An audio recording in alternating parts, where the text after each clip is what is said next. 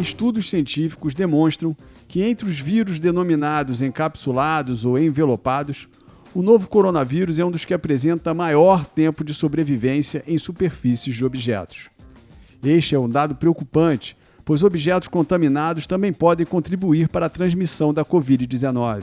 É sabido que alguns vírus, a depender da sua estrutura, têm uma estabilidade maior em superfícies do que outros. Coronavírus, ele é conhecido como dos vírus que tem o envelope, que é uma capinha que protege o vírus, ser mais sensível do que um vírus que não tem esse envelope e só tem proteína, porque essa capinha que eu estou falando é feita de bicamada lipídica, que é uma gordura, e isso faz com que todos os vírus envelopados eles sejam mais sensíveis à temperatura, detergentes, a saneantes. No entanto, o coronavírus ele tem várias glicoproteínas de recobrimento viral.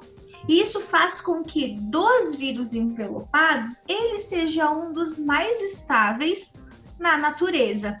O novo coronavírus apresenta um menor tempo de sobrevivência em superfícies metálicas. Por quê? A maior parte, das superfícies metálicas, elas são mais higiênicas mesmo, motivo pelo qual muitos materiais hospitalares, são utilizados com material metálico. Cobre, por exemplo, ele é um antimicrobiano, porque ele libera íons específicos que interagem, oxidam os componentes de bactérias, de vírus, que faz com que isso seja destruído. Existem alguns materiais que absorvem isso, como por exemplo em tecidos como o pano, tende a se grudar ali e ficar nessas porosidades. Então, quando a gente fala em papel, em pano, em tecido de algodão, por exemplo, e compara com vidro e compara com metais, quanto mais lisa a superfície for, menor tempo de sobrevivência tende a ter uma partícula viral ou até mesmo uma bactéria, se a gente pensar em organismos mais simples. Também é fácil de higienizar, porque não tem poros. Qual é a influência da temperatura para a sobrevivência do novo coronavírus em um objeto? Temperaturas mais frias preservam melhor essa partícula viral.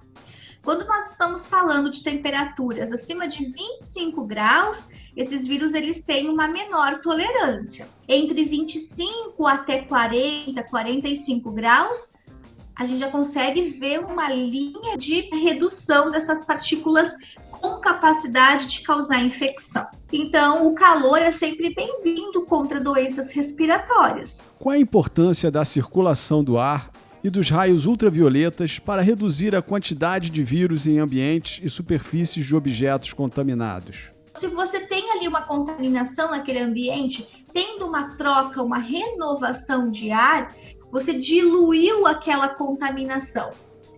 E isso reduz enormemente o risco de uma contaminação, uma infecção acontecer. Então, ambientes ventilados são sempre muito bem-vindos, para todas as doenças respiratórias. O segundo ponto, que é a radiação ultravioleta, que a gente tem ela artificial, em alguns ambientes, mas ela vem do sol também.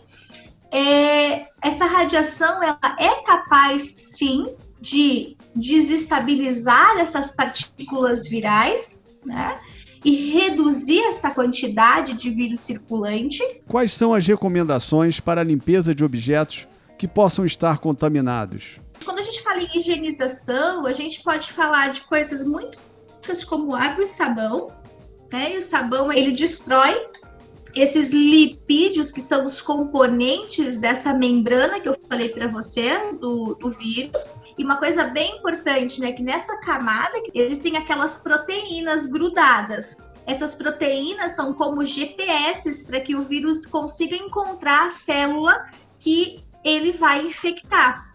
Se a gente causar um dano a essas proteínas por meio de temperatura, por meio de radiação ultravioleta, por meio de saneantes, esses danos fazem com que esse vírus não consiga mais encontrar a célula hospedeira, a célula que ele infectaria.